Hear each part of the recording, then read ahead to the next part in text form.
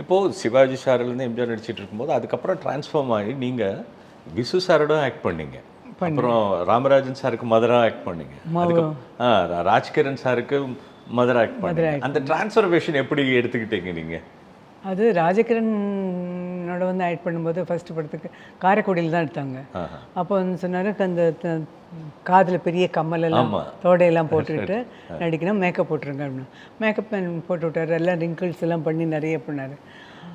ஐயோ இது சரியா இல்லையே. மறுபடியும் போய் மேக்கப் அதெல்லாம் அழிச்சிட்டு அன்றைக்கி 8 தடவை மேக்கப் போட்டிருக்கேன் நான். 8 தடவையும் அவருக்கு சரியாக வரல. இல்லைம்மா சரியா இல்லைம்மா அப்படின்னு அப்படியே உட்காந்துருந்தேன். அவர் வந்து கையில் சேருக்கு சைடில் ஒரு சிகரெட் பாக்கெட், அதை கொடுங்களேன் அப்படின்னு. என்ன அப்படின்னாரு. அதை கொடுத்தேன்னா அதுலேருந்து பேப்பர் எடுத்தேன் நான், இந்த கோல்டு பேப்பர் இருக்கும் இல்லையா, அதை எடுத்துகிட்டு அந்த பேப்பரை மடிச்சுட்டு பல்லுக்கு 2 பக்கமும் வச்சுட்டேன். வச்சுட்டு இப்போ எப்படி இருக்கு, இது நல்லா இருக்குது, இது நல்லா இருக்குது. அது புள்ள நம்ம கூப்பிடுதே என்னன்னு கேட்டு போயிடுறேன். யாரும் கூப்பிடல, ஏண்டா போய் சொல்கிறேன். அப்படிதான் அந்த படத்தில் ஆக்ட் பண்ணேன். வேடிக்கையாக அவரும் ஒரு நல்ல ஜென்டில்மேன். பழைய தங்கத்திற்கு நல்ல விலை கொடுக்கும் சிறந்த நிறுவனம் பெஸ்ட் மணி கோல்டு.